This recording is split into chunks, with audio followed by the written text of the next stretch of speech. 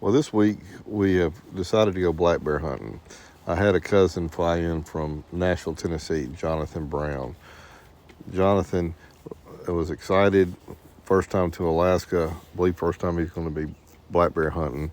And we're going to go out to the Kenai National Refuge and see if we can find some black bears. So I've been doing a lot of research and talking to a lot of people, and they're telling me the best time to kill a black bear is first thing in the morning or late in the evening.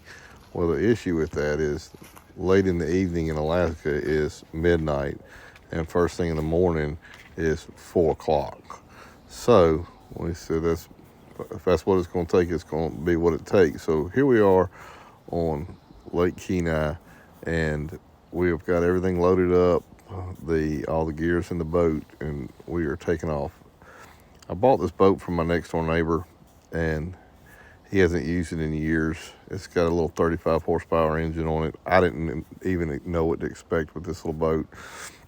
And it's a 17-foot aluminum boat, and we were tickle pink when we got in the water. We took off, and wide open, we took off and drove to the very top of this lake, which is close to Seward. And it turns out it's about 25 miles. And when we get up there, we just said, hey, how much gas do we got? And buddy, we had drank over half a tank getting up there. So we had to putt back real slow for about that 25 miles to get back to the dock for me to go buy some more gas. And I'm shocked at what gas is doing right now, over $5 a gallon. So every time we filled up, it was like $40. I think we filled up 5 or 6 times. We drove this boat more than anything.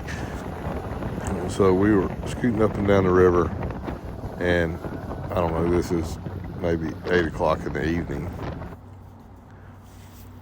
Jonathan was able to drive the boat the majority of the time, and he had a great experience. Every time when you're in the lake, it's not that wide of a lake, but when you're in there, every turn you're getting to see different mountains, and the view is unbelievable.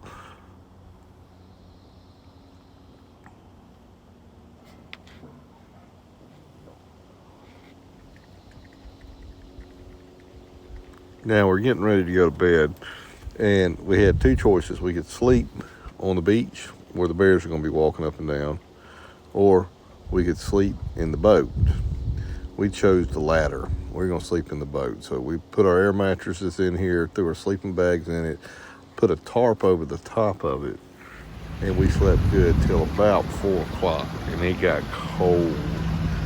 There was ice forming on top of the water. It was so cold. So that made us get up. Which was a good thing. We got right back into the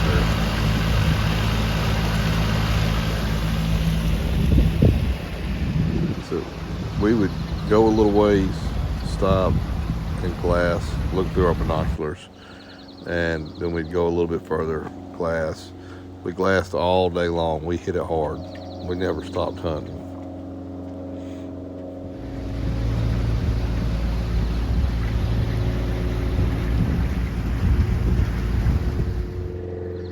These are some Dall sheep. We saw a lot of Dall sheep. We saw a lot of mountain goats, and some of them were like these were really close to the water. Some, were up. All you could tell was a white dot running around. But those were pretty close to the water. So Jonathan and I decided to pack it up. We're gonna go to Ski Lake. So I just dropped him off, and we're in Ski Lake, and he is coming back to pick me up. Now, Ski Lake is a tricky lake. It's really large. I would compare it to, let's say, Lake Martin, but it's really wide. You have two different mountain ranges and then the flats, and the winds will come in 3 directions and cause 8-foot waves out there.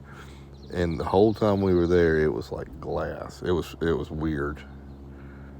You'll see some of the pictures. Here we just stopped and we had to get out of the boat and take a break. We ended up taking a nap on that beach.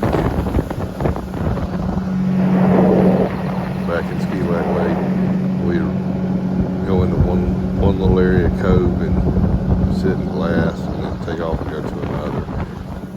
Well, we were unsuccessful and Jonathan's wore out.